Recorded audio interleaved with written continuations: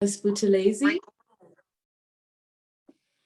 I am going to be chairing our session today on feminist methodologies.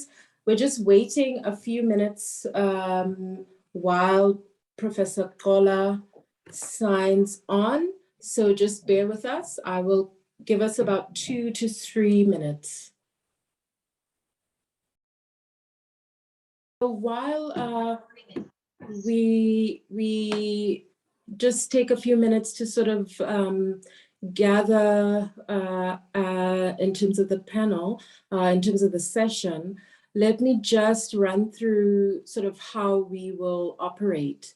The way in which we're going to operate for this session is that after Professor Gqola has presented, I will ask for questions, and you have the option to raise your hand, and then once I sort of call upon you, you can raise your hand, unmute, start your video if you are keen to do so, and ask your question. You can also use the chat.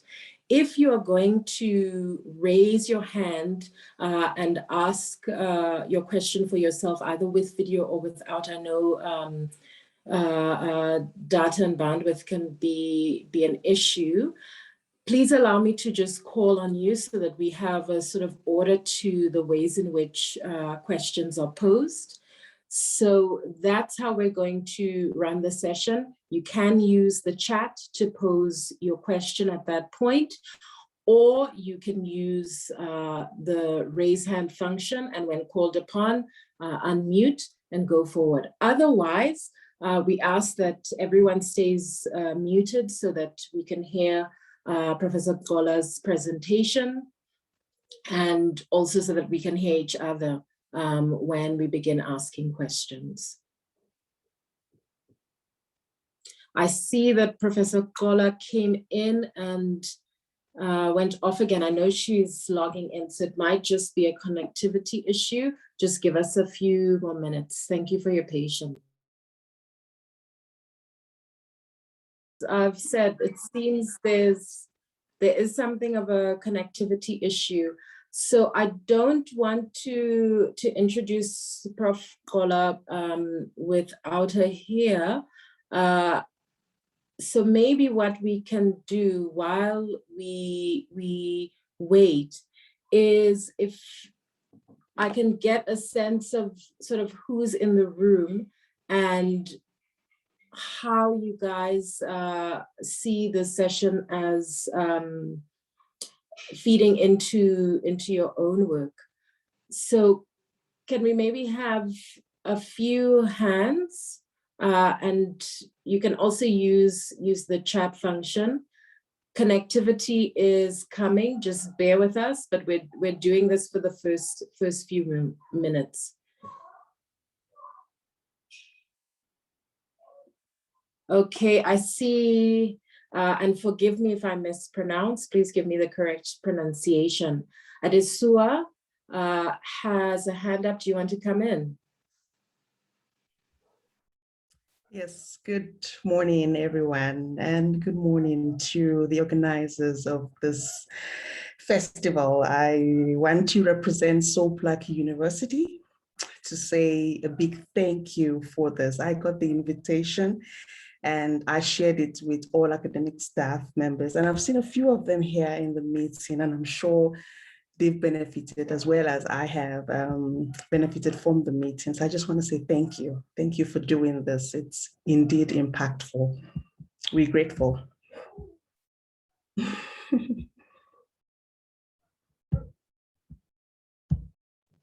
Thank you, thank you.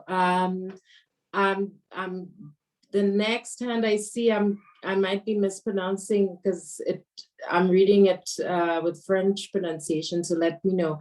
Ansois de Villiers at Stellenbosch. Yes, sorry, let me just get my video on so you guys can actually see me. Good morning. Yeah, you're actually very close. I've got French ancestry, but I can't speak French, unfortunately. I'm from Stellenbosch University, though I'm doing a joint PhD with a Dutch university as well. And I'm very interested to hear today a little bit more about feminist theory, because I come from a background in conservation ecology and ecology itself. And in the last few years, there have been actually quite a few alternative ways and theories on how to look at people's relationship with the environment. And one of those areas has indeed been the feminist perspective. But I know very little about it. So I'm hoping today to learn a bit more, like, what's the thinking behind it? What's the general framework? And yeah, maybe I can learn something new and see how that can help my work. Thank you. Wow, we have quite a nice spread here. Makosazane Sithole. Hi, my name is Makosazane Sithole. I'm a master's student at the University of Zululand. I'm currently interested, my research focuses on coping mechanisms of female street traders in the area. So I'm very, very interested in feminist research methodologies, especially within the urban studies discipline. Yeah, so I'm very, very, very looking forward to this session. Yeah, thanks. Nice. Sibangani Dube. Good morning. For the purposes of data, I think I will just keep my video. Yes, my name is Pangani Dube. I'm joining you from the International University of Management, Namibia. I'm very glad to be part of this very wonderful conversation. And today's session for me is something I'm looking forward to, the feminist approach towards research, seeing that of research is dynamic, new development taking place. I teach and supervise research, so I'm really looking forward to some of the insights. Thank you. Thank you. Dumi Mapane. And then I think we have Prof. Gqola here. So Dumi, can you close us out for this session, and then we'll transition to Prof. Gqola. Hi, everyone. Yeah, I'm glad that Prof. Gqola was finally able to connect. Yeah, so I did my MA not too long ago, and I think, there's so many like categories that you're expected to fit in when you're doing research, especially qualitative research, and then some of them seem more like they're, for the sciences. And I very luckily stumbled upon a research methodology called Black Feminist Autoethnography, and I obviously held on for dear life. But now that, I'm going to be working with Prof. Gqola, I'm very excited, to hear and get into discussions about using our imaginations in the research world. Thank you. Thank you. I have my video on for doing the introduction to Prof. Gqola. I will then turn it off. But I asked if anyone is experiencing data issues and thinks that, let's do it this way. I think Prof. Gqola will have her video on if she so chooses, and we can see how it goes in terms of connectivity. If anyone has a streaming issue, please just let folks know. I see Tandekile Moyo, who's from Zimbabwe, working on an MA thesis at UJ, here at UJ, on the intergenerational impacts of the Gqola Hundi genocide, and whose findings are showing that women bore the brunt of the genocide, and thus any solutions must have a feminist approach. So we have quite a spread of folks geographically, but also in terms of research interests. So I'm going to transition now and do the introduction for Prof. Pumla Dineo Gqola. I am Victoria Collis-Buthelezi. I'm the director for the new Race Center for the Study of Race, Gender, and Class at UJ.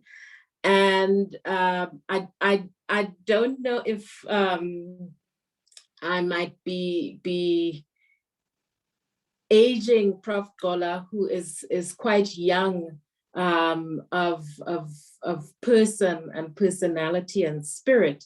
But it's quite a pleasure for me to have this opportunity to reconnect with her in this way, because she's one of the people who inspired me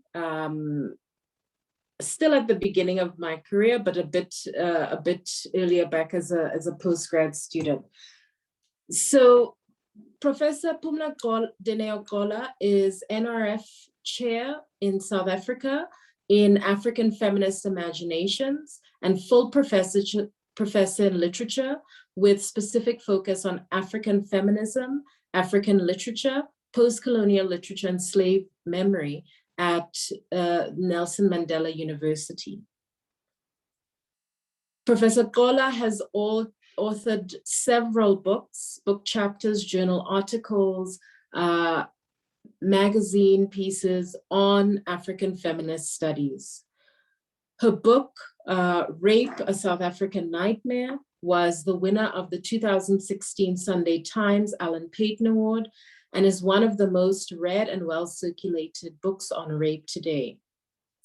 In 2019, she was appointed to the Department of Higher Education Ministerial Task Team to advise on matters relating to sexual harassment and gender-based violence in public universities in South Africa.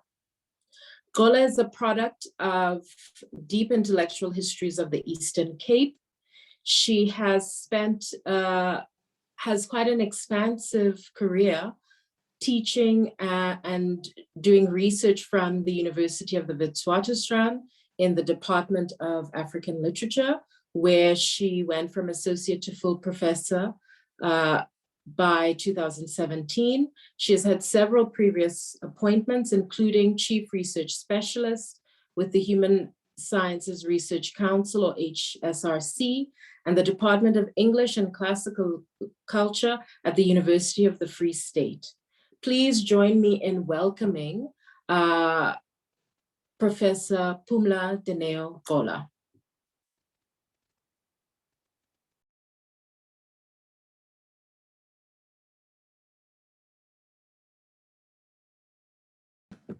Good morning, and thank you everybody for coming. Thank you very much, Professor Collis-Buthelezi, for that way too generous introduction. Thank you to everybody who's here. I was reading in the chats, and I caught some introductions. I didn't catch all the introductions. Thank you very much to the people who organized the festival, festival of methodology. I saw someone on social media excitedly and half jokingly kind of laughing at making fun of us as academics for calling it a festival of methodologies. So thank you very much for the invitations to Jayas and Victoria Collis-Buthelezi and Pier Paolo Frasinelli for this invitation. I think that I'm going to start in a way that is uncharacteristic for academics with a disclaimer. So I was saying to Victoria earlier that it is quite remarkable to invite a literary scholar, someone trained in literary scholarship, to do a presentation of Africa on methodologies, given that discipline's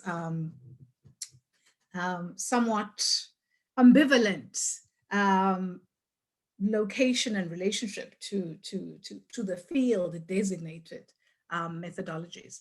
Nonetheless, I'm very happy to be here. I am going to share my screen, and then maybe I'm going to switch off my camera for the people who, I know that data is in connectivity. We're not quite in the world that we would like to pretend we're in, where connectivity is the great leveler. And so in the interest of trying to get through as much as possible to as many of the people here assembled as possible, in the most seamless way, I will be switching off my camera and then I will share my screen. I'm going to speak a little bit and then I'll switch my camera back on perhaps for your questions. Okay, so sharing my screen.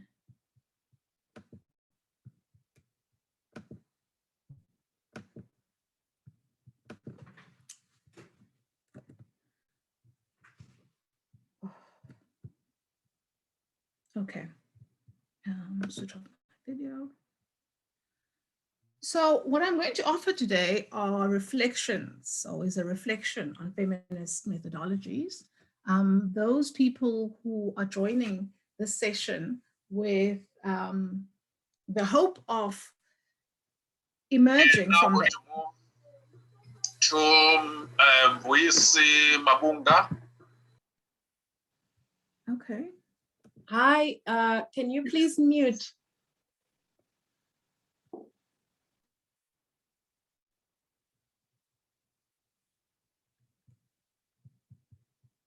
Okay, so I'll continue then. I'll assume that was an accident, an interference from perhaps another Zoom.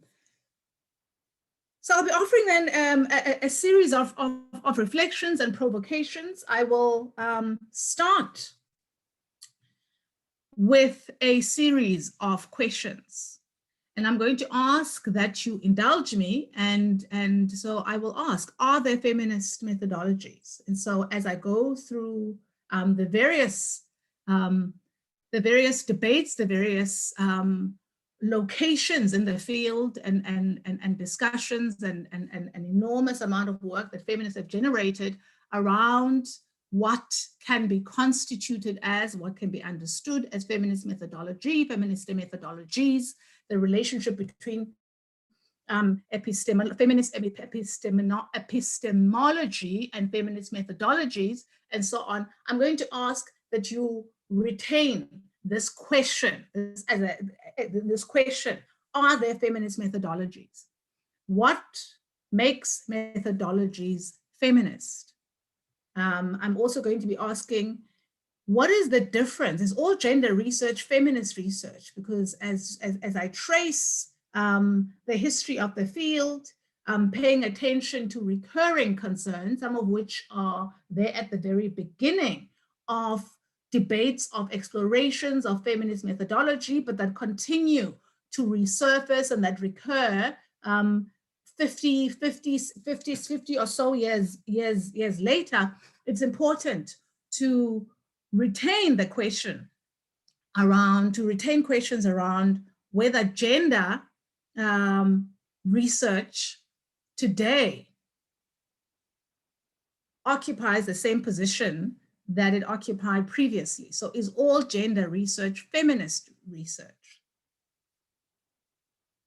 So I'll be I'll be discussing explicitly how methodologies become feminist, and I'll be doing this through attention to circuits of knowledge making, processes, and of course I'll be talking about methodology, although some discussion of methods as example, as illustration of specific arguments will be present in my talk today. I will be talking about methodology and not methods. So are there feminist methodologies? Let's begin then. This is an enduring question, which I start with and I will end with, and perhaps in the conversation that comes after my presentation, we might revisit this in even more productive ways in relation to specific reasons why people are here today. There's a close relationship between feminist epistemologies and feminist methodologies.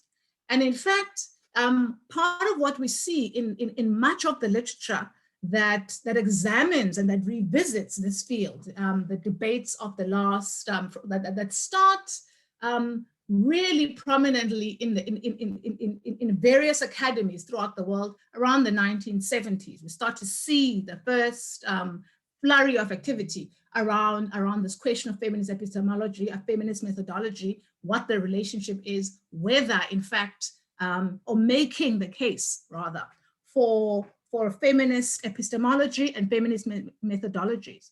Now that is important, perhaps I should pause here for a brief minute and explain why I am insisting on feminist methodology or feminist methodologies as a question rather than as a statement. This orientation is informed by two arguments, two rationales in their scholarship. The first one is that, as you will see, and perhaps I can circulate the bibliography later on as part of the slides that I understand will be posted on the Jaya's website. As you will see, in much of the study of the field of feminist methodology, there's an argument that a recurring argument that in fact we need to retain the question of what the relationship is between feminist epistemology and feminist methodology.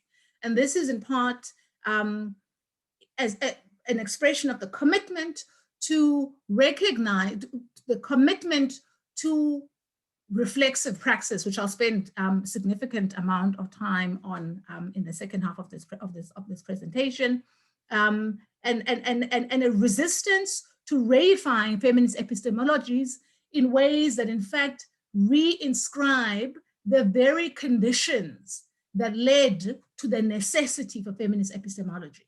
Put differently, it's important for feminist methodologies to continue to be a questioning set of epistemes in order to avoid the naturalization, the concretization that characterized the conditions of feminist epistemologies, feminist questioning, feminist methodology debates in the 1970s.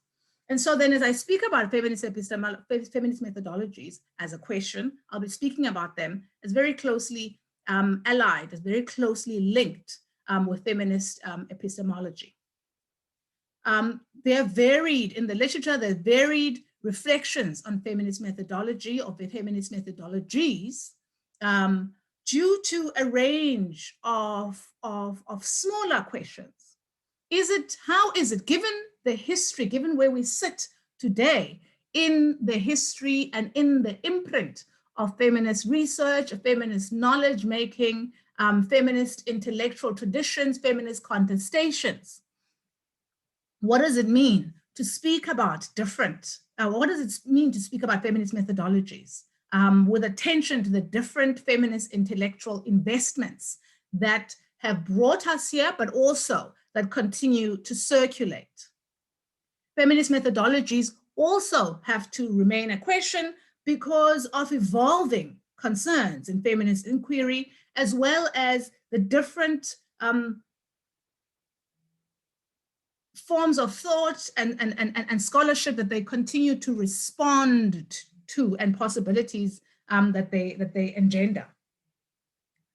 It's important to think about what is unique and perhaps shared in feminist scholarship, as well as, of course, continuing to be attentive to the shifting context, because feminist methodologies have to always be attentive to context, and context, as I hope to show, means very different things in the 1970s, in the 1980s, in the 1990s, in our current moment, as well as, of course, contexts that have been engendered by the growing visibility and power of feminist ways of knowing, of feminist research, of feminist scholarship. In other words, if feminist methodologies and feminist epistemologies are always attentive and reflective of their context, they need to be mindful of the ways in which the meanings and the articulation of contexts themselves evolved and changed across time. So what are my large framing how am I orienting myself? What are the large frames through which I want to attend to today's talk, today's discussion? In the interest of kind of feminist methodological orientation, I'm going to declare them quite clearly at the very beginning. Feminist literary scholar, award-winning writer, the late Paula Gunn Allen, Native American feminist, argues that all knowledge, all production of knowledge enters existing traditions and also always interacts with such traditions in multiple ways.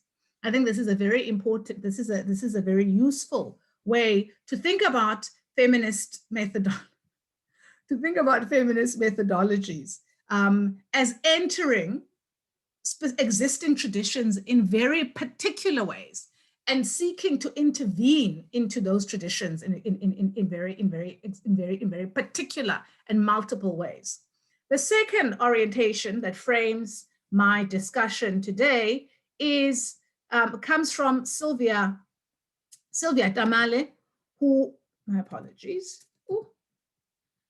who argues that when we are talking about feminist methodology across the disciplines, and we're thinking about the histories, the imprints, the histories, the futures of feminist methodology, it is important to think about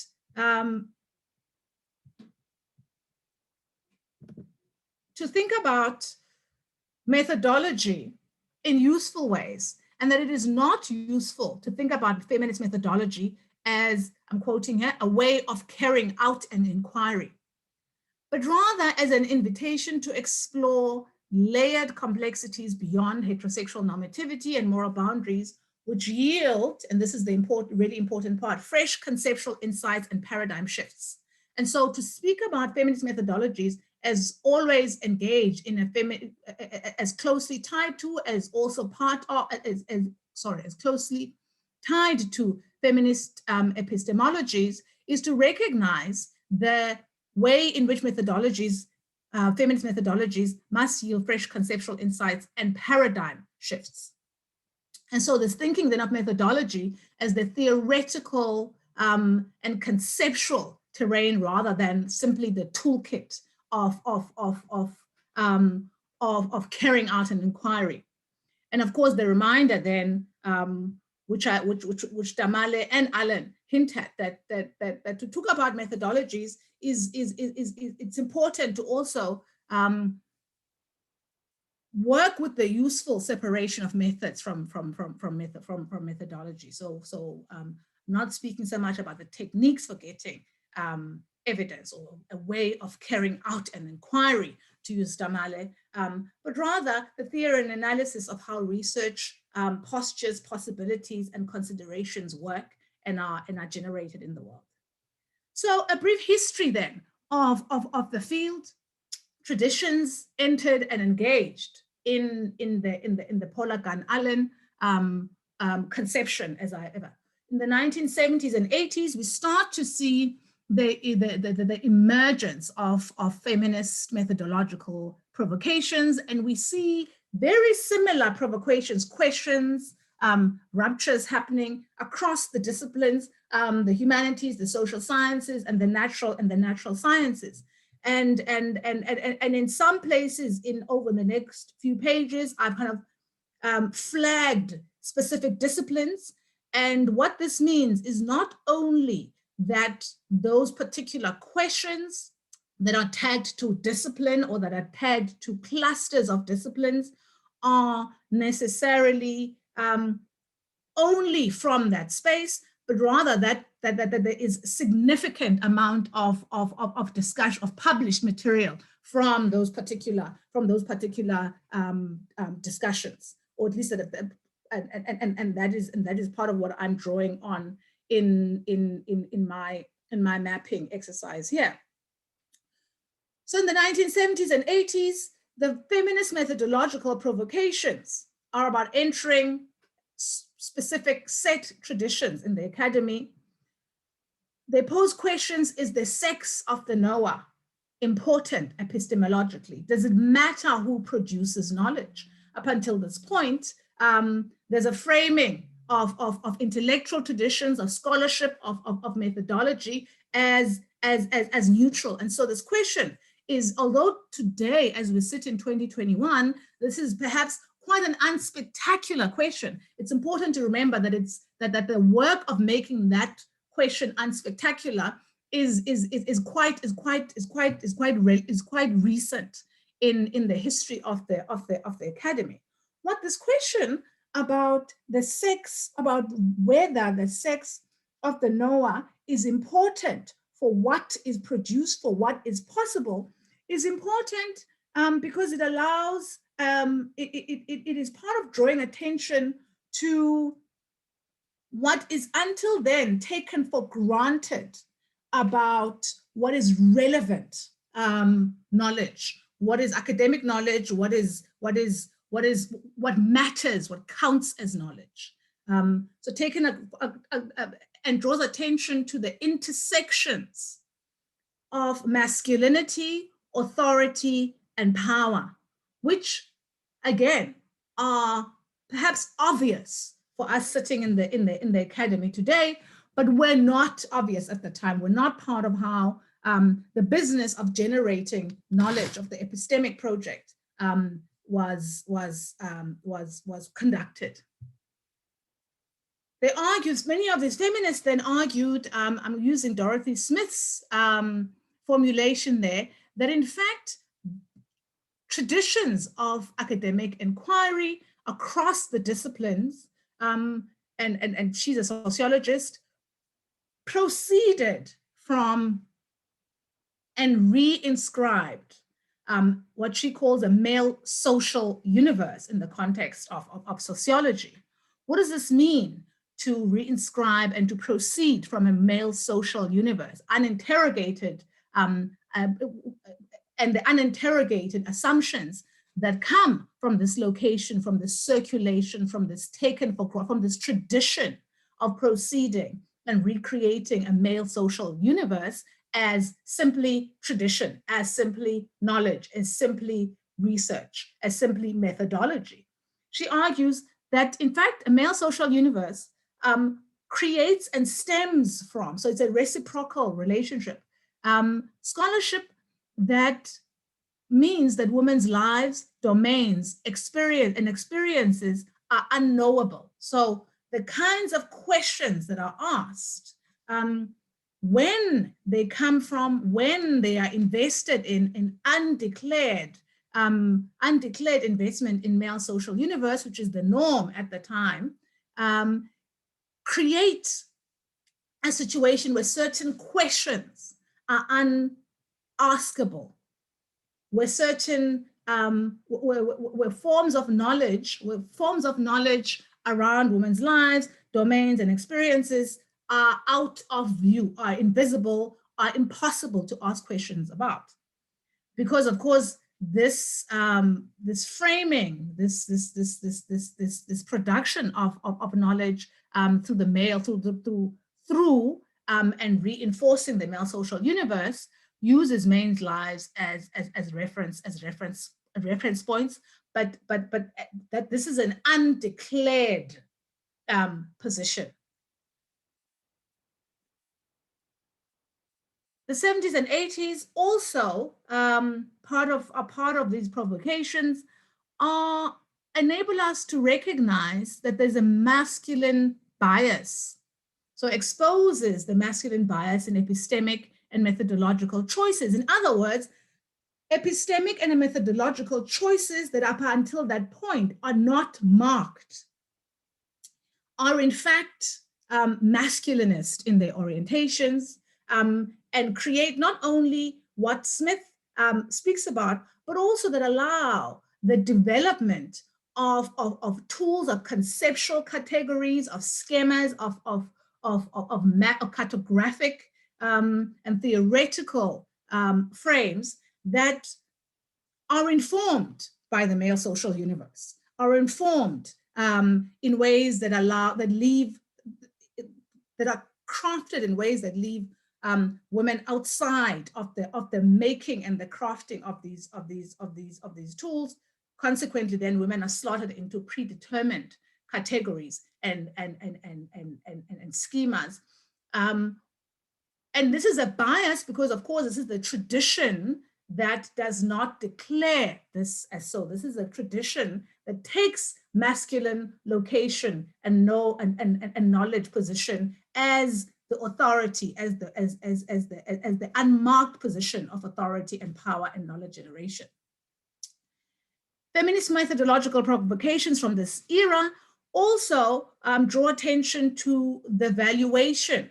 So part of why we need feminist methodological provocations in the 1970s and 80s is because the very definition of what intellectual, epistemic, theoretical, methodological inquiry is premised on postures, on characteristics, on orientations to knowledge that are already valued as masculine in patriarchal society.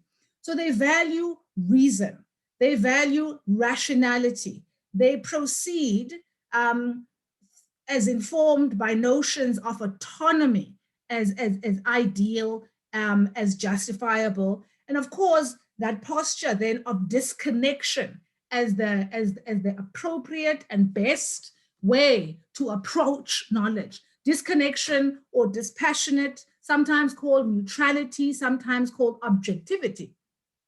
So these claims to reason, rationality, autonomy, disconnection, neutrality, objectivity are presented as universal, are presented as inevitable, are presented as unmarked.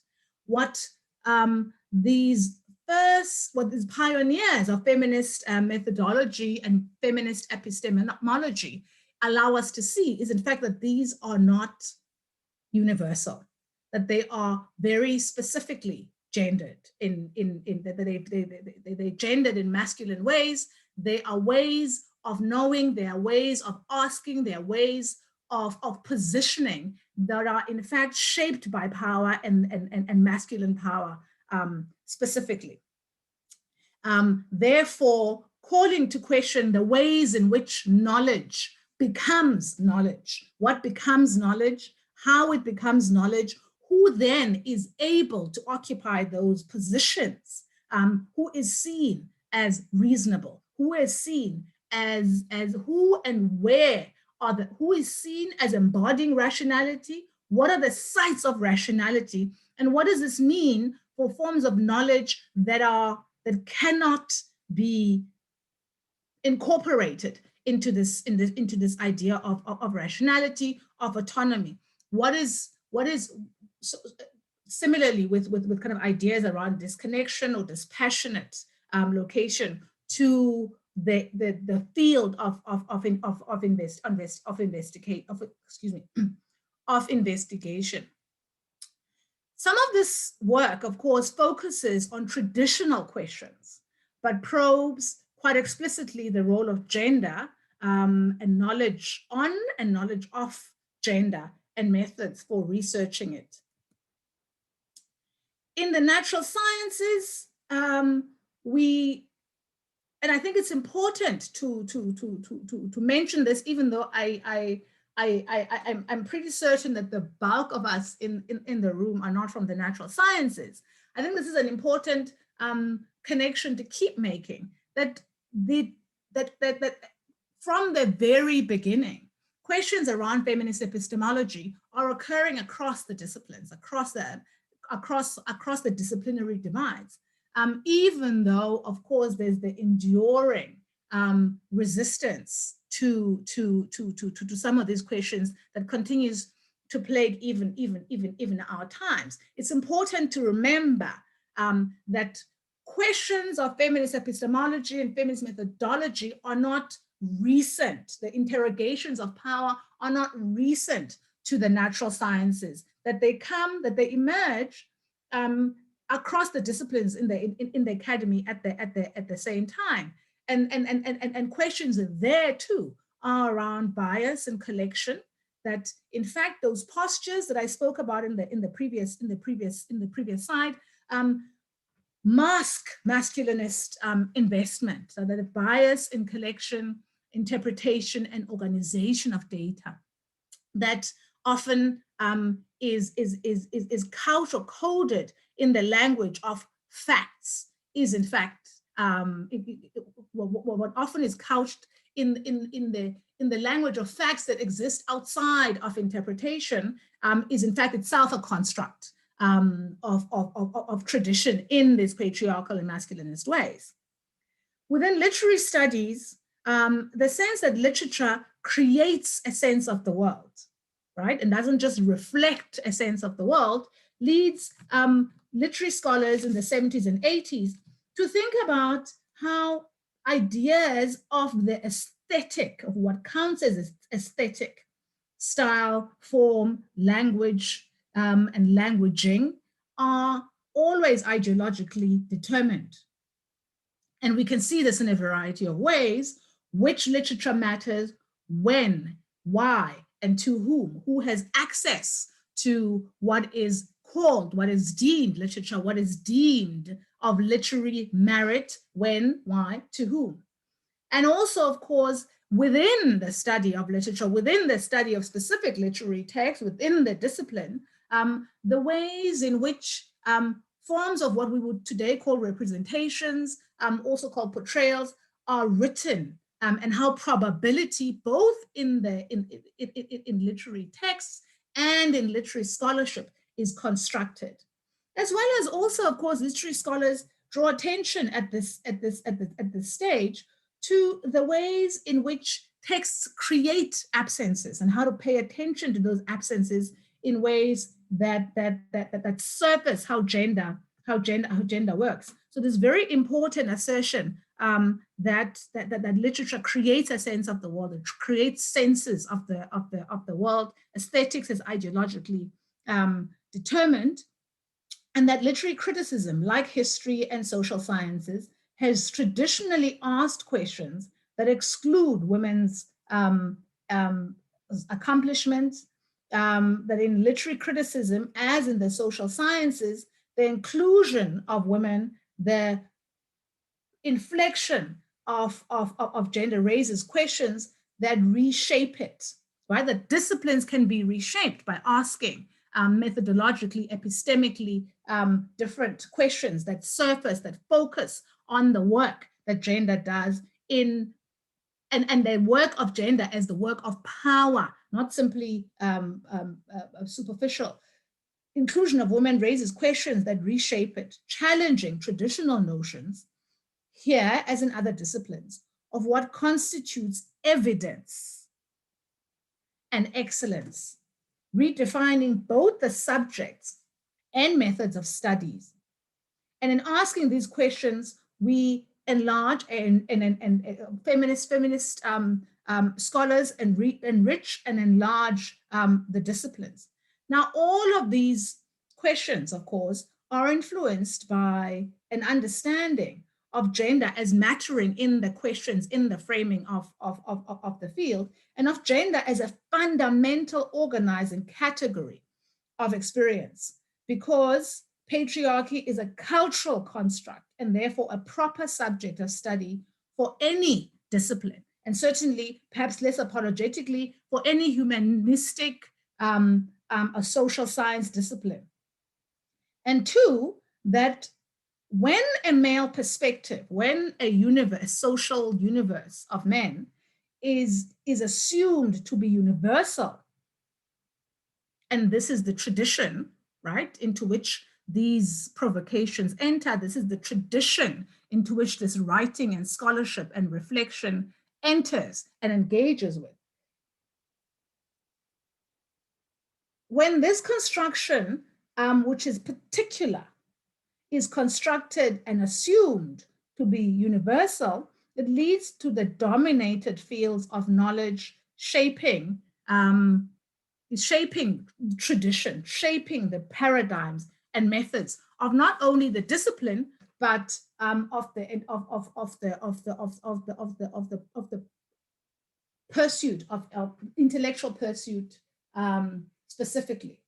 Feminist methodological provocations then invites us to revise things previously thought of as universal. It shows that these previously assumed universal ways of thinking, postures, locations, methodologies, in fact, serve specific purposes, which occlude and reveal and lock out certain experiences from excavation, from analysis. That B, they also originate from a place, right? So they're not universal, but they're very historically contextual. They come from a specific place, which is often hidden. And that they have effects, that methodologies are not neutral.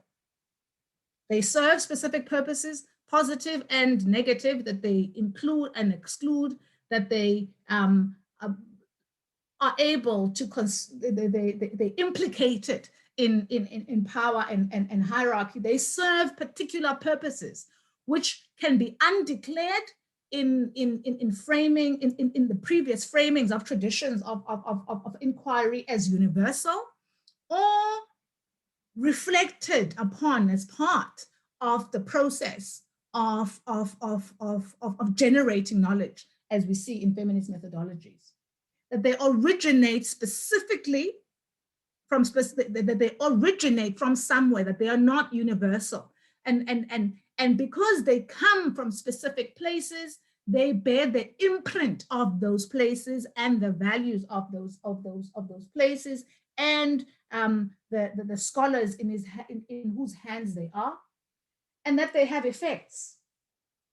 And so at one level, then, feminist methodologies are concerned with thinking about, with demonstrating the ways in which women and in which women need to be brought into the picture, but they're also in quite a fundamental meta way concerned with ways of reading and the establishment of canons. And of course, because they're feminist methodologies and epistemologies, they are, and they stem from a critique of the sex gender system in knowledge production and beyond, and invest in the reinterpretation and ultimately the change of the world, right? So feminist epistemologies and methodologies do not exist outside of the larger project of material and epistemic change that feminist thinking and work seeks to do. And they do this, as I've said in different places, through the confronting the ideology hidden in marking spaces, certain traditions as universal. So here we have ideology confronted and made known, and unmasking assumptions that come from these traditions that are moving them from the position of moving them from assumption, invisible, unexamined, and the claims to providing coherence, to in fact showing the ways in which they are implicated in and shaped by patriarchal power, that they, because of their location, because of their conditions of their emergence, but also because of what they themselves serve as purpose. Now, this body of so towards by the end of the 80s, then we're starting to see feminist questions on empiricism I've touched on this somewhat in some of the examples that I've presented. And so we're starting to think about feminist questions on empiricism, on facts and findings, the argument that facts and findings are value tinged, as I've argued, as I've shown in the examples when I was talking about the natural sciences, of empirical, but not exclusively natural sciences, empirical inquiry as influenced by value judgments that are framed in the ways that we've talked about. Feminist methodologies, of course, value and continue. And this is an area of ongoing contestation within the academy, but also within feminist methodologies, within feminist epistemological project. The place of feminist standpoint epistemologies, and whether definitions and framings of this field are shifting, are continuing in the spirit of their origin, or whether in fact they work in increasingly troubling ways. So feminist standpoint epistemologies, again, this notion of showing, first of all, the recognition that knowledge is made from specific locations, which in patriarchal traditions that are simply marked as traditions, methodologies, comes with hidden power. And therefore that in feminist research, then, the locations from which knowledge is generated need to be made visible. And made visible in ways that Patricia Hill-Collins speaks about standpoint as about historically shared group-based experiences. So not simply the recital of the researcher's own positioning, but a reflection on how power intrudes on, constitutes, and limits all research methods, methodologies, context, interactions. And then transitional epistemologies transitional, by transitional, what is often called transitional epistemologies, borrowing from, I think the coinage is originally Harding's, who argues that feminist epistemologies fall into those three categories then, the feminist empiricism, the questioning of facts and findings as value tinged and value judgments, recognized as influencing empirical inquiry in important ways.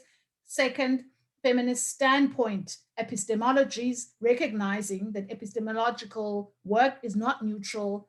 We know from a place, that this place that we know from codes power in the coding of power in where knowledge is made from. That standpoint is not the standpoint, when not rendered obvious, intrudes in ways that are problematic, and therefore that the standpoint should be rendered obvious as part of the reflexive exercise, and therefore must be analyzed within contexts of power. And then Hill-Collins's standpoint then, definition that this analysis and reflection on power needs to not inhere or anchor in an individual, in an exclusively individualist reflection of location and standpoint, but rather recognizing that standpoint is about power. It's about historically contingent, that it's influenced by power, that it's structural in many ways. And then finally, then what is often called transitional, well, after Harding, often called transitional epistemologies, which brings to mind the further complications of standpoint of feminist epistemology, of the position of the knowing feminist researcher in significant ways, complications of what woman means in research context, the importance of reflexivity in the role of researcher in the knowledge construction, So the same reflexivity that was called for in relation to patriarchal ways, but not marked, simply parading as universal, important to retain here. And of course, scholars like Chandra Talpade Mohanty in various places, although some of those essays where she makes those interventions are better known than others, arguing repeatedly that it is not so, it's important to recognize that it is not so much that there is a feminist knower and feminist ways of knowing, but that feminist epistemologies and methodologies need to be constantly evolving critical ways of uncovering knowledge in order to avoid the reification of these methodology or methodological positions in ways that echo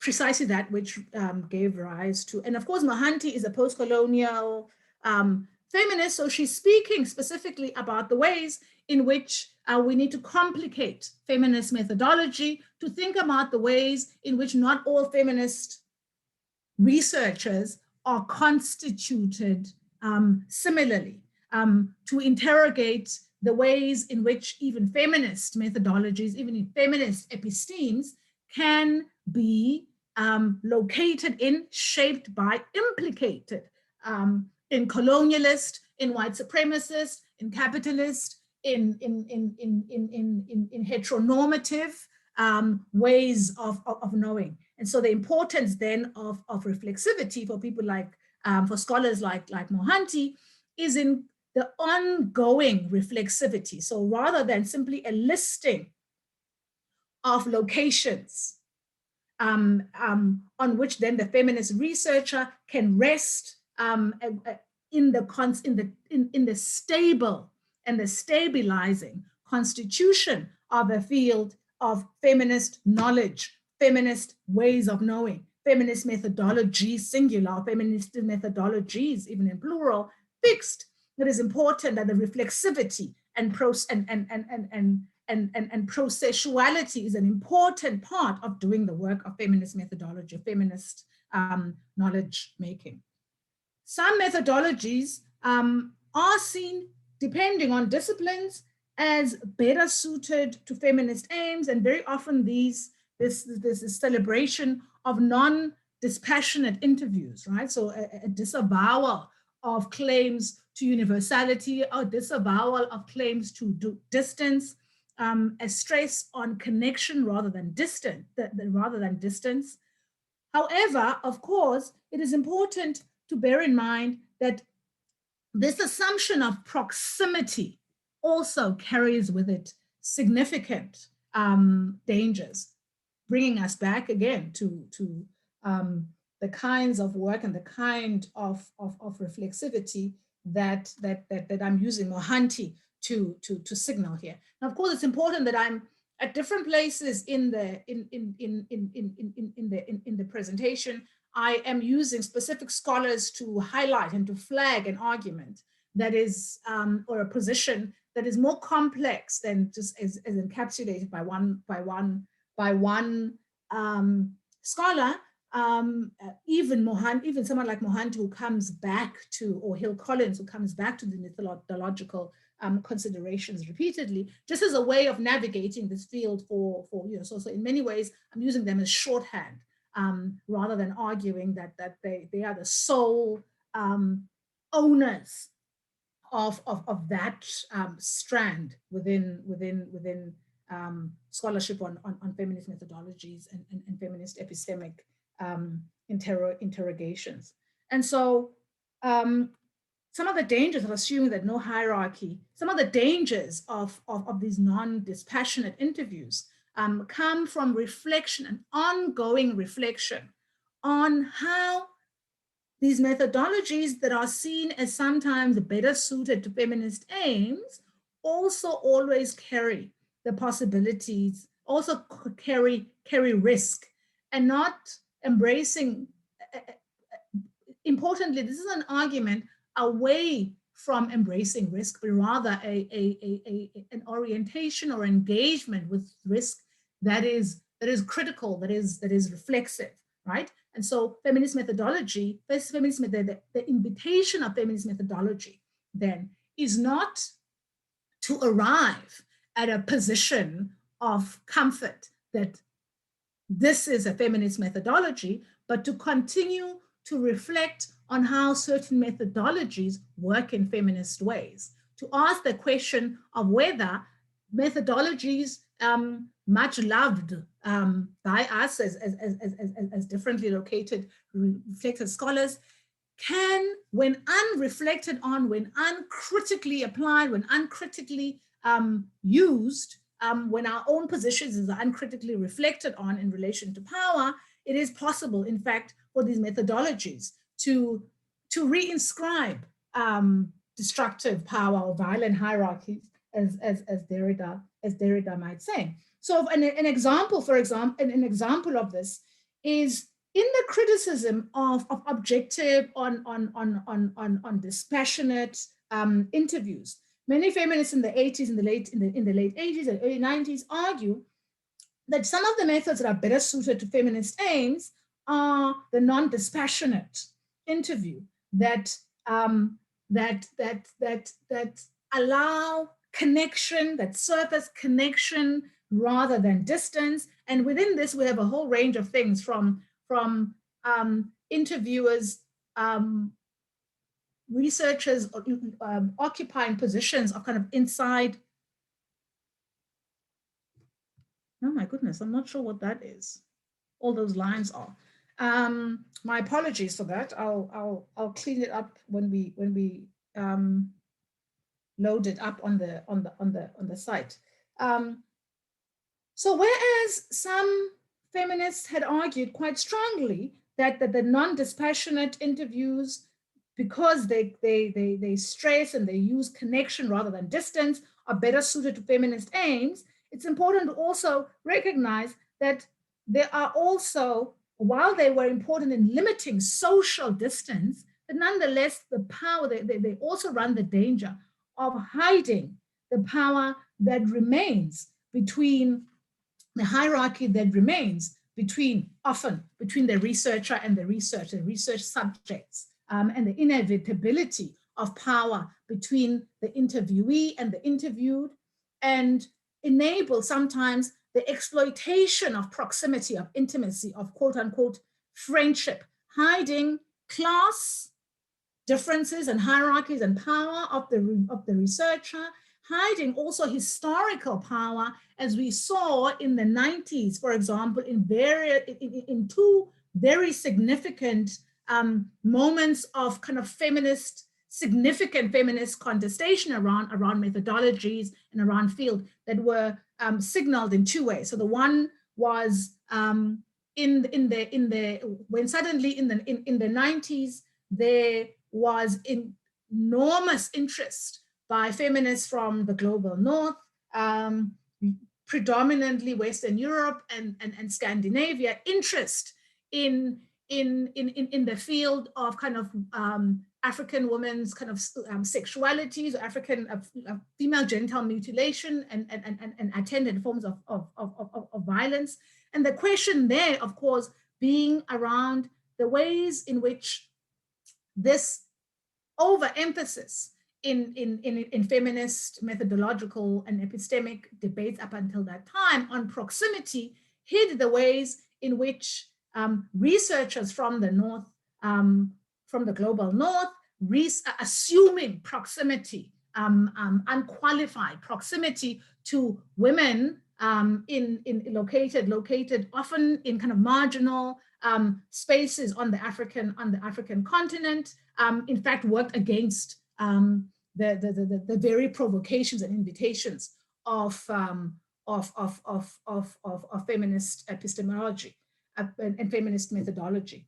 And therefore then, and I think that's an important reminder. And the other one is in relation to what is famously kind of signaled by what is often called portrayals of women scholarship. You can look this up. There's a significant amount of work that was written around this in relation to Z Press in the 80s and early, sorry, late 80s and early 90s. What these moments of feminist contestations, and remember these are contestations within feminist methodological arguments and schools, feminist epistemologists, feminist researchers differently located, show us is the importance of continuing to reflect, continuing understanding that even those methodologies that are seen as better suited to feminist aims can create and mask dangerous power, hierarchical power, when unreflected on, and the importance then of continuing to reflect on conventional, not just conventional and mainstream, but also emerging feminist ways of knowledge. So while social locations are important, reflexivity also means actively reflecting on personal, interpersonal, institutional, pragmatic, emotional, theoretical, epistemological, and ontological influences on our research and interpretative process. That is, how do these reflexive positionings actually shape research practices and the knowledges that are ultimately produced, as Doucet and Mortha invite us to ask. And of course, that reflection positioning continues to do this work of reflecting, and cannot standpoint and reflective methodology cannot only be seen as a simply listing, declaring race, gender, class, which sometimes can lead to simply the self-centering, the centering of the researcher, rather than the active processual reflection on the standpoint and the role that power plays in the knowledge economy. So I've just kind of moved quite breathlessly through that historical tracing.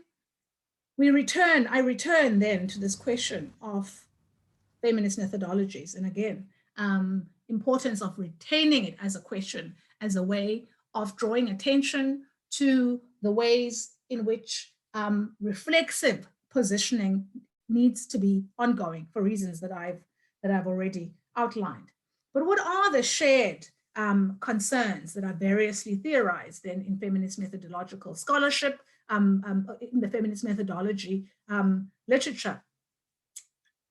The importance to produce reflexive research on gender, women, and so on, but also, of course, the constant linking of epistemic work to the work of feminism beyond the academy, right? So not as two separate projects, where the academy is something complete, or feminist work in the academy is work that is unmoored from or separate from feminist work elsewhere. Critical, of course, of conventional and mainstream collection, analysis, and data presentation, and also importantly, resisting becoming conventional mainstream collection, analysis, and data presentation itself. Concerned with broad social change and justice, and starts from the premise that reality is unequal, that there is no universal. And of course, questions that are important to continue to ask in relation to feminists, to the work that feminist methodology, how methodologies can be made to do feminist work, rather than arriving at a stable, unchanging position of position or space demarcated feminist methodologies, is to constantly bear in mind the questions that someone like Sisi Makadi in the early 90s asks us to return to think about who theorizes, to think about hierarchies of who can theorize from methodology, who can construct methodology, and what this means, the difference within feminist methodologies, interrogation of power within feminist epistemic projects. the importance of, at that point, race, gender, and class, which is an enduring importance, but of course, which has had additional indices of power subsequent to this. As Ramazanoglu and Holland remind us, feminist research is imbued with particular theoretical, political, and ethical concerns that make these varied approaches to social research distinctive. And of course, Spivak's work in a variety of ways also kind of constantly constitutes questions the claims that feminist methodologies, like many other methodologies, post-colonial, decolonial, often make around what kinds of knowledges can be accessed in a world that continues to be marked through violent hierarchy in the ways. So there's constant questions, or the question that perhaps most famously, although this is a question that certainly we can see throughout her body of work over several decades, but perhaps made most famous by that much debated essay, whose title is Can the Subaltern Speak? In conversation with other questions around epistemology, methodology, and subalternity, and subaltern subjects and research subjects and areas of knowledge, but also, of course,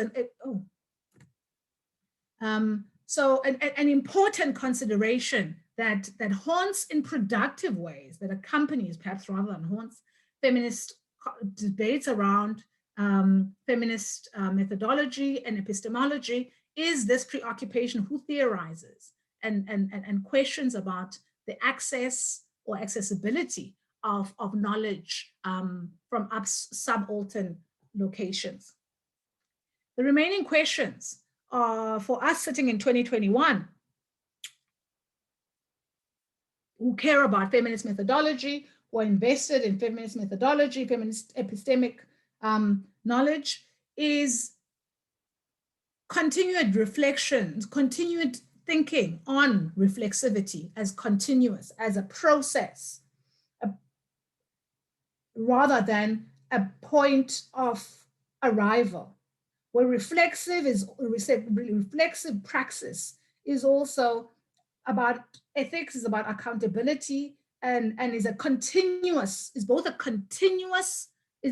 continuous, i.e. a process ongoing, and a continuum, which means there is weak reflexivity and strong reflexivity, and situated knowledge, of course, working in relation to time and place and reflections on this. So situated knowledge as continuing to be important for how we do work. And then finally, a question that I'm not going to, perhaps a question I'm going to end on. Desiree Lewis and a few other scholars, Bennett, Jane Bennett, Charmaine Pereira, argue that feminist epistemology has to, feminist researchers, feminist research, feminist methodologies no longer work simply against a context of patriarchal, universalizing, colonial terrains and constructions of knowledge and methodologies and so on, but also work currently in the context of what Lewis calls a gender industry, in a variety of essays where she's reflecting on African feminist methodologies. And she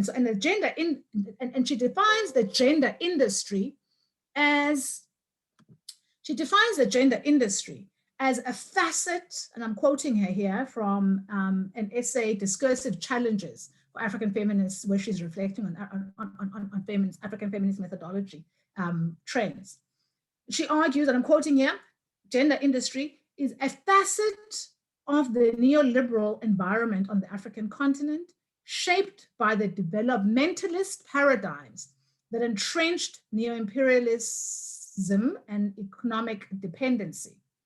The gender industry has done two things. It has led to the growth of a moderate rights-based discourse, and two, the co-optation and adulteration of gender research and teaching.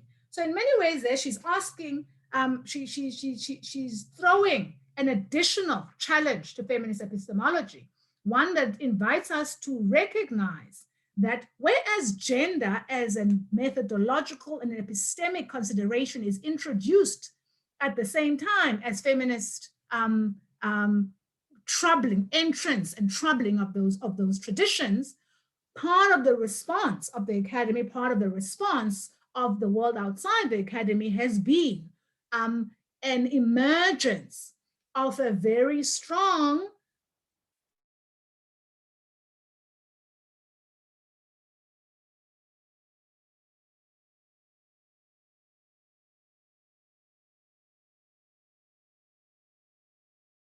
want to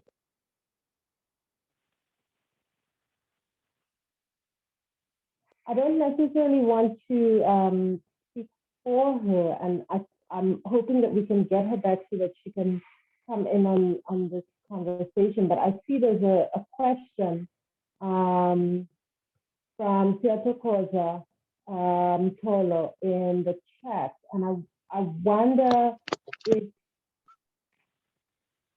hello.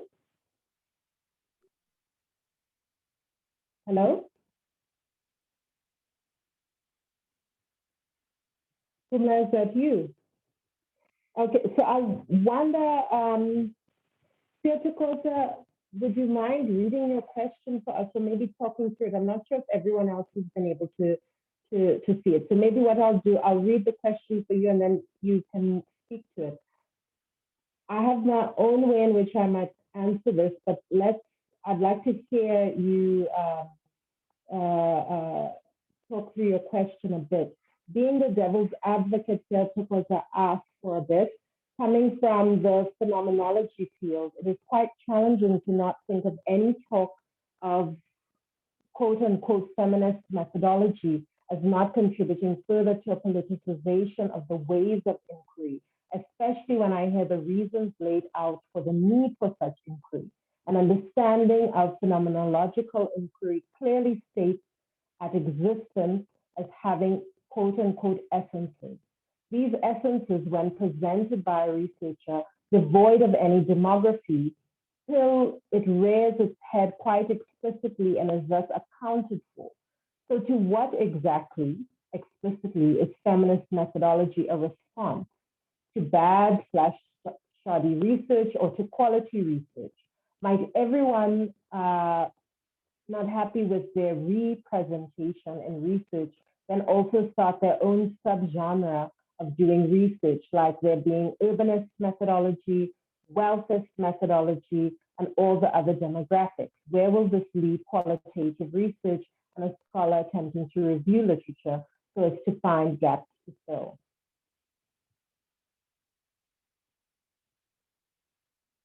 Theotokoza, are you here? Yes, actually, yeah. Sorry. Can you hear me? Yes, I can. Yeah, I think you did a great job reading the question, because the questions basically, because my thinking was just listening to the lecture seminar. What the prof was talking about is basically what we as phenomenologists are taught throughout our teachings, our learning, saying when she mentions things such as reflexivity, refication, all those buzzwords, they are just things that I've been taught, and I've been conducting my research along those lines. So to me, when I hear of such presentations, the main question I ask myself is phenomenology not basically just feminism? Because at the end of the day, we will account for all the demographics that I have mentioned. And so now my question, as I have outlined it, would be, so if we have basically just accounted for all these demographics, then are we basically not just conducting feminist research? So what are we saying about the need for further feminist research? Will it have a different take on the the inquiry, or will it have different findings? Will we not, as feminologists, we basically also have to take account of the power dynamics between research and the research. So basically, what explicit thing is feminist methodology a response to that might help us basically understand what is happening and the need for it? Thank you. So I don't want to speak for Prof. Gqola, and I believe she's rejoined us, but can I just offer a sort of initial response? I mean, my understanding of what Prof. Gqola has been saying, what she began with was a sort of charting of a kind of history, as it were, of, to use what I don't think is the appropriate term for what she's arguing for, but a history of the discipline, as it were, because to my understanding, what she is pushing for is that we don't allow for, that we resist the desire to entrench and to institutionalize in precisely the way in which I think the term she made to Desiree Lewis as far as gender industry, where when these very modes of thinking and quote unquote methodologies, epistemologies, then become institutionalized, there's a way in which they're co-opted and become used for particular political ends that may not necessarily match initial intentions.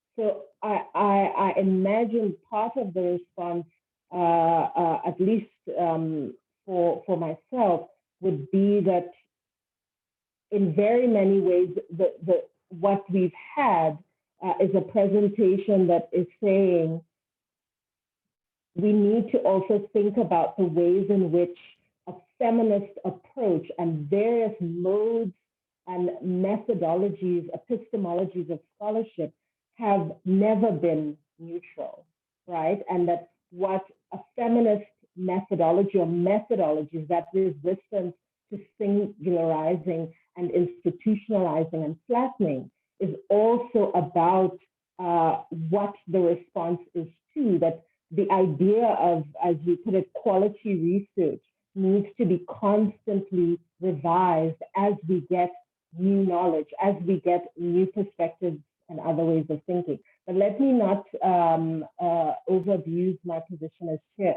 Prof. Gqola, you are back with us. Yes, I am. My apologies. I'm not sure why we're not being load shared. Yeah, there was a power cut. I'm not sure what's going on. I actually think you answered that perfectly. I mean, I think the problem is that it is possible. I mean, there are feminist scholars who will argue that in certain contexts, these particular methodologies are feminist methodologies.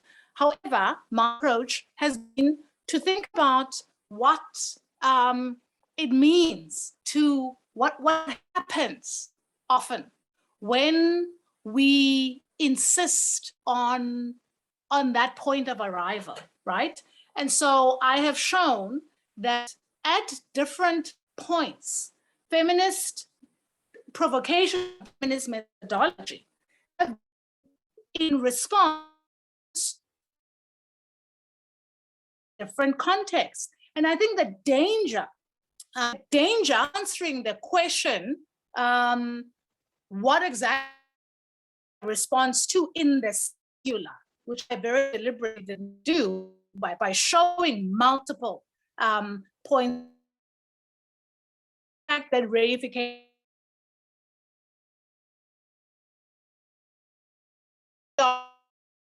to one. What happens when that thing changes in the different approaches that are adopted in the 70s, in the 80s, in the 90s,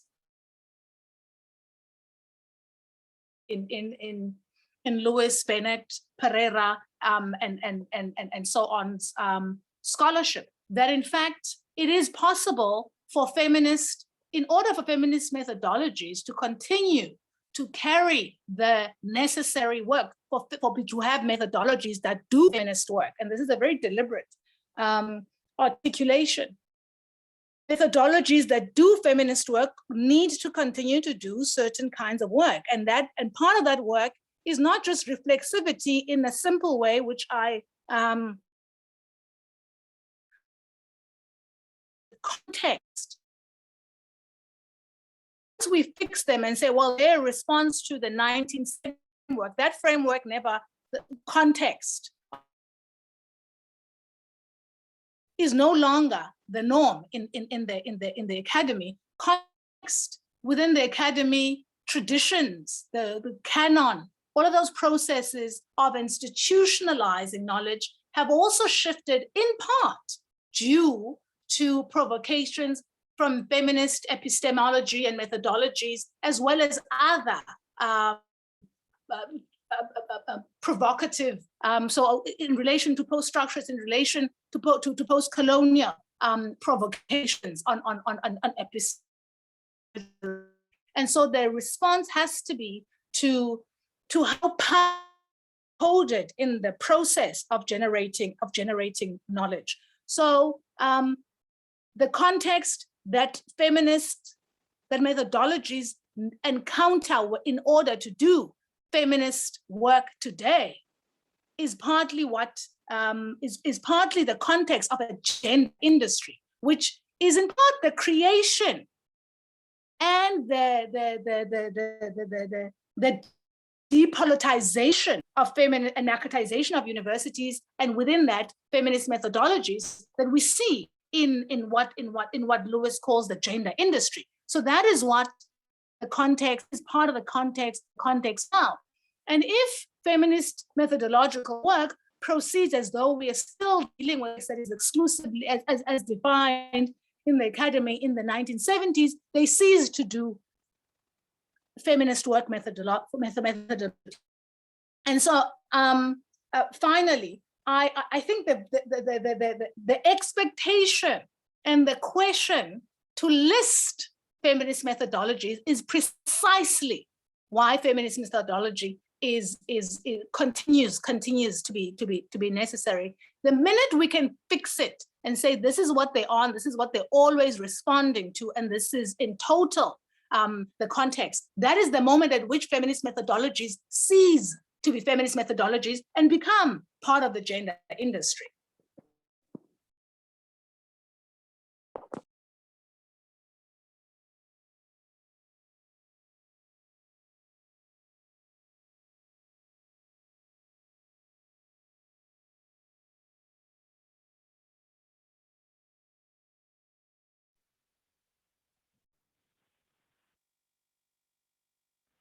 Prof. Gqola, do you want to just give us that last bit of your presentation and then we shift to questions?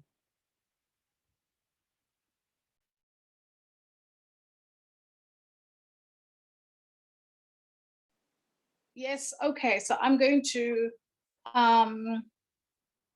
so maybe what I'll do is I'll just kind of finish on what Lewis says. So maybe I'll restate what she calls, she is a facet of what she calls, I'm quoting her, that entrenched realist and economic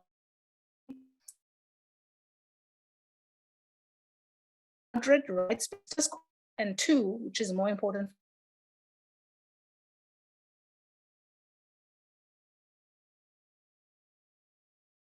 and so she's speaking of the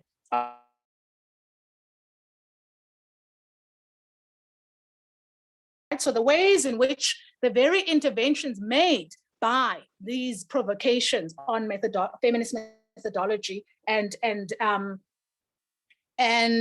feminist methodologies and feminist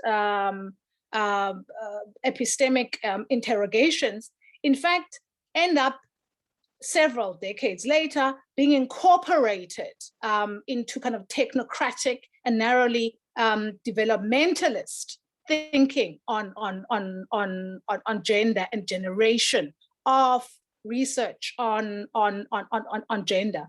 and here she's tracing the different strands of gender research against which feminist methodologies also have to locate themselves today.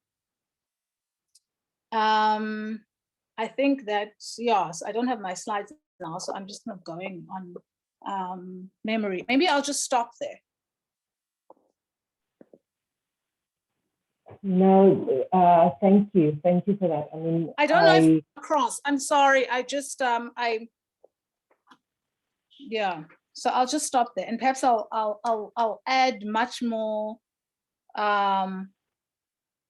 text to the final slide than I would have, instead of just kind of what I would have read, which was in point form, perhaps to make up for the interruption. Maybe I'll add, or yeah, I'll also perhaps provide a reading list on this, what understanding the relationship between what Lewis calls the gender industry, but that Bennett and Pereira also write quite consistently against, and as an important consideration for any discussion of feminist methodology in the 21st century.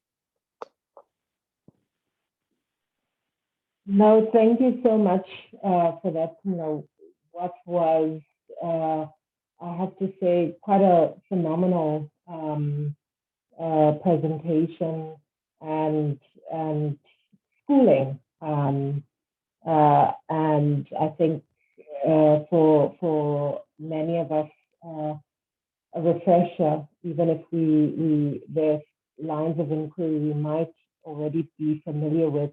You pulled it together so beautifully and rivetingly. So thank you for that. And I think what a not even a comeback. There's just a brilliance with the way in which you rounded that up for us. So I am going to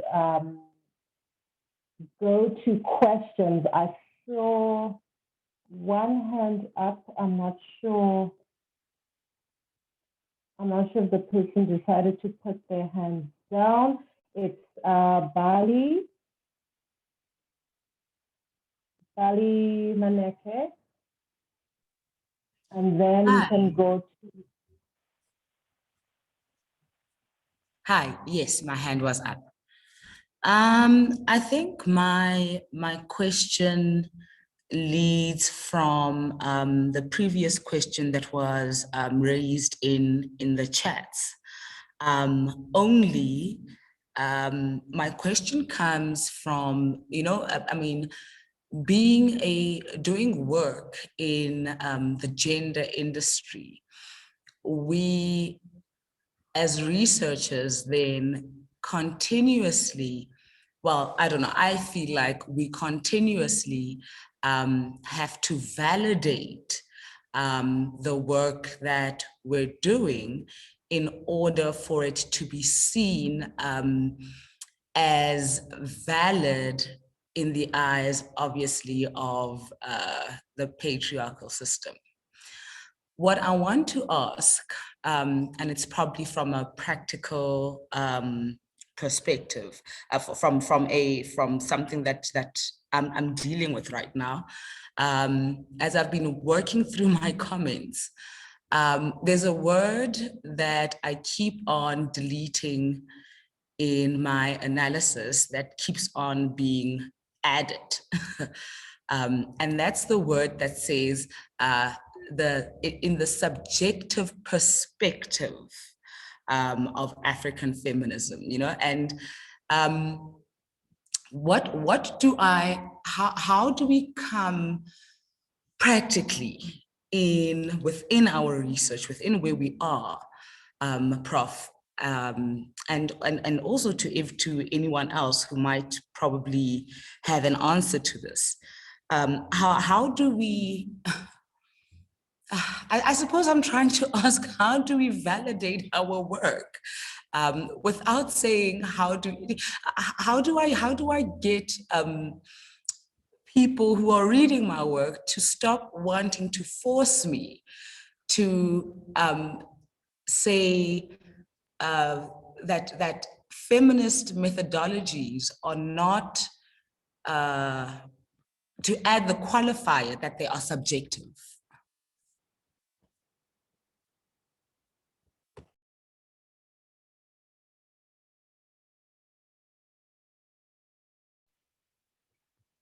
Should we also take the question from Zukile?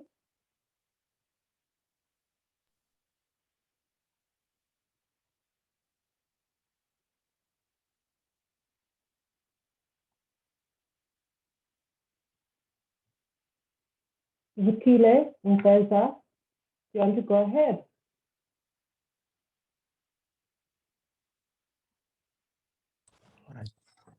Am I audible? Yes, you are. Yes, you are. All right. Thank you. I guess it was my earphones. Thanks, Prof. Gqola, for the presentation. My question is, well, from the background, the historical background that you gave on feminist methodologies, that primarily it deals, takes seriously the sex of the lower in terms of epistemology and all that. And then second to that is when you brought the issue of reflexivity as continuous and not just as the mere of listing of a place. And I'm asking this question because within feminist biblical interpretation, the people like Musa Dube and Sarojini Nada, they always bring, often bring the issue of social allocation. Now, I want to ask that, what would that look like, or what does that mean to us as men or males who work on the on feminist methodologies? Is how far does it take us to acknowledge our agenda, which is a problem in the first place, and that it sort of doesn't sort of change the direction or disempower what feminist methodologies are in the first place in dealing with patriarchy and androcentrism. Yeah, and then secondly, there is also an issue that feminist scholarly work is not so much, so it seems that one is not taken seriously when you are working on such methodologies. How must we respond to that without necessarily trying to prove that we are scholars in the first place? Otherwise, thank you so much. I'll end it there.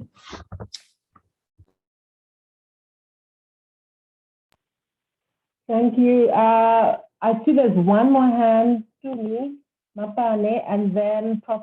Gqola, I think you can respond to that round of questions. Okay, thank you so much, Victoria. Yeah, I think that my question is actually, I'm glad that it's in this round because I think it's very similar to the two questions posed before. Because I was just thinking about a presentation that I listened to earlier this year, you know, with Dineo Potsa,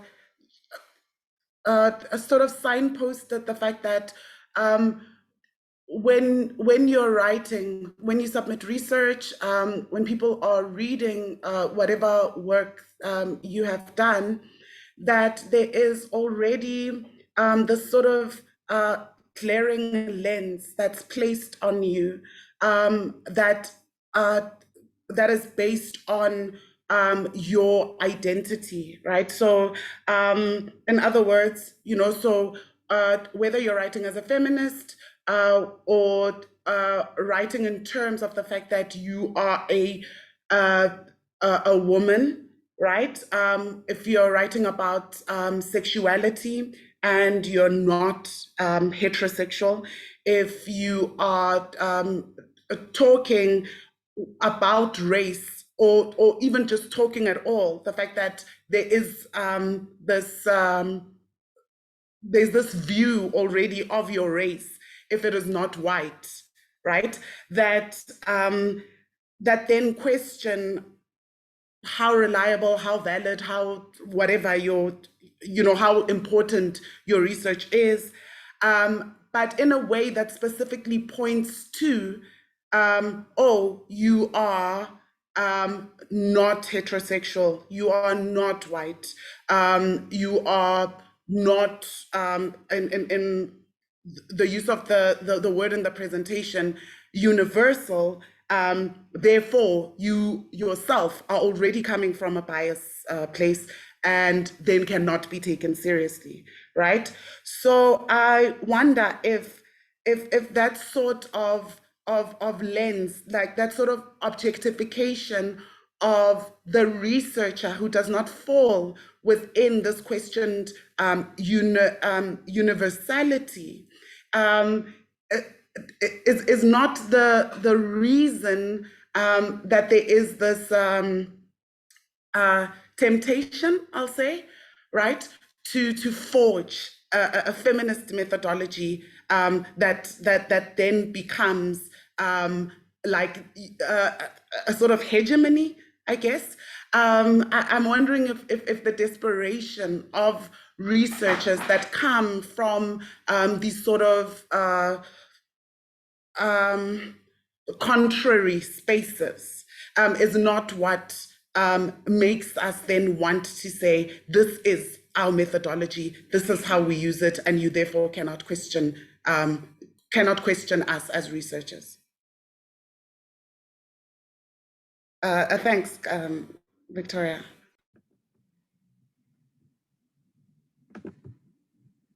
Okay, so I'm back, I suppose. I'm not sure what's going on.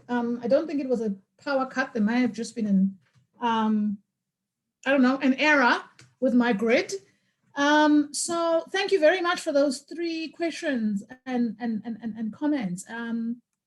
I think that they speak to each other, to one another, quite importantly. So I think that, let me start with Gqola, which I know is a bit strange, but let me start with Gqola. So Gqola, I think thank you very much for both your questions, although I think it was 2.5 questions. I think that the question of, so the initial response, of course, to the idea or the initial question drawing attention to whether the sex of the knower is important is something that we see quite early on at the very beginning of the field. And I think what's important to take from that is the way in which knowledge carries the claims, yes, the claims to universal knowledge, but all knowledge, even when it's not explicitly claiming universality, carries with it power coded into it. And so it is not so much that, and so it's the masculine bias in knowledge, which of course women can produce knowledge that is, and people of all genders can produce knowledge that has a masculinist bias. I think it's important what is important is to unmask the frame of reference. And so it's important, and I think it's important to speak to the ways in which, of course, the masculinist research need not necessarily be embodied in a researcher framed as masculine. And then I think the issue of reflexivity, which came out in Bali's, Gqola's, and Tumi's question, is an important one. Because of course we, as some of these scholars show, especially the ones who argue for a reflexivity as processual rather than as a place of arrival, in fact, argue that there are degrees of reflexivity, right? That there's weak reflexivity and strong reflexivity. And perhaps this also in part addresses that earlier question around, it is not the mere claim to reflexivity that makes your methodologies do feminist work. It is possible to simply list, to stage kind of, or list a litany of locations at the beginning of a research project or in the middle of a research project, and make claims that this is in fact reflexivity. In fact, part of what the scholarship argues is that for strong reflexivity, there needs to be reflection also on how this position, this kind of stand pointing, is in fact itself affected. It is not the mere acknowledgement in and as of itself that absolves one from these claims to universality that allows automatically the project to take on feminist intent that allows the methodology to do feminist work. It is the interrogation of how power is constituted, is present in the process of reflection as well. As I pointed to, one of the problems that feminist scholars have pointed to when reflecting on feminist, when writing about feminist reflectivity, reflexive practice, is also the danger of simply self-centering the researcher under the guise of reflexivity. So not all reflexivity, there's weak reflexivity, there's strong reflexivity. And of course, methodologies can work to productive or unproductive ends. I'm now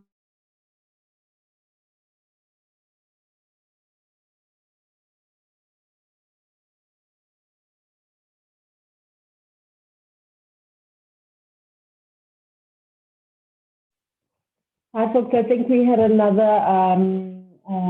connectivity hiccup there.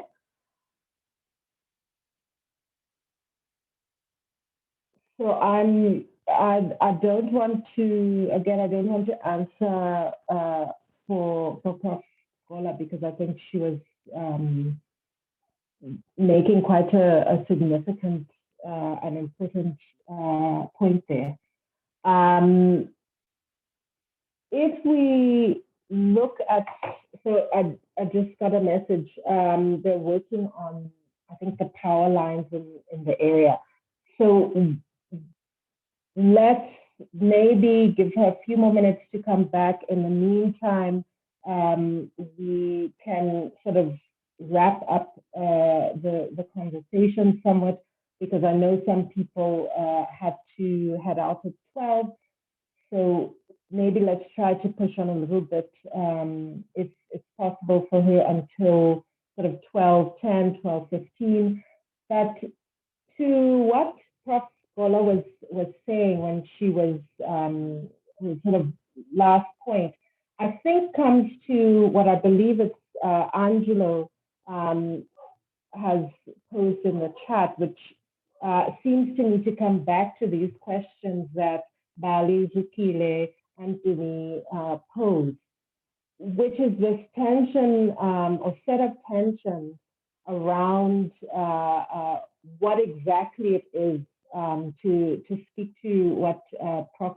Gqola said in her presentation. You think about what she was doing. She sort of began with the 70s, 80s, took us through the 90s into the early 2000s, and was really asking us, where are we now in 2021? And part of the reason, as I understand it, she was really pressing us to not yield to the temptation to operate with either a singular methodology or a capital N set of methodologies.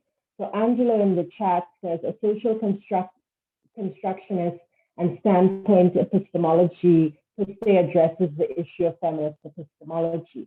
Social constructionist standpoint epistemology, speaking to the idea that race is not a fixed category, genders on a continuum, etc., right? That identity is not necessarily biologically produced and codified, that there are ways in which we produce these ways of being as a society. I think this is what Prof. Gqola's presentation took as sort of a basic assumed premise. But that being the case, does not necessarily, I don't think, Angelo, bear out that race, sexuality, universality has nothing to do with quality research findings, that has no place there at all. I think the tension that Prof. Gqola is asking, has asked us to walk with and to hold on to, is that two and more than two things can actually be in fact true. That identity can be socially constructed and that it can come with its real effects in terms of power. And so that the place of the researcher who is operating from a feminist perspective and wanting to embody, to deploy, to invoke, to use feminist methodology, feminist epistemology, is to constantly reflect on what one's positionality means in the production of that. So in that way, to think of the ways in which we might institutionalize feminism in terms of the woman, but what does woman mean, right? Are we speaking about woman in terms of biological construction? Are we speaking about woman in terms of how one identifies in terms of that gender continuum? Are we thinking through cisgender, femme?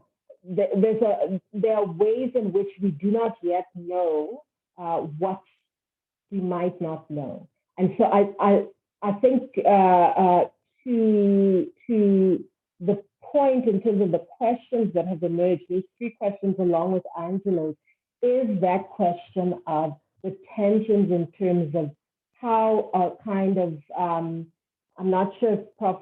Gqola would use this term, but I want to think of what she's presented to us in terms of continuing to work towards a radical feminist perspective. That requires relinquishing a guaranteed, stable, entrenched positionality and approach or set of approaches. So to my understanding, Prof. Gqola is still not able to come back. She's trying, but it's not happening. So what I want to then have us do is, for the purposes of the recording, is thank JIAS, the organizers of JIAS, for putting this festival together and allowing us all over several days to kind of geek out around questions of method and methodology and just the intellectual and academic practices in which we are a part. And to thank Professor Pumla Gqola for what has been an enriching and provocative and deep set of engagement presentation. I look forward to the slides that she will offer us. And as she promised, she will provide for that last set, I think, perhaps more detailed slides. So thank you everyone for participating on behalf of the organizers. Thank you to the organizers, and thank you to our speaker, Professor Pumla Dineo Gqola.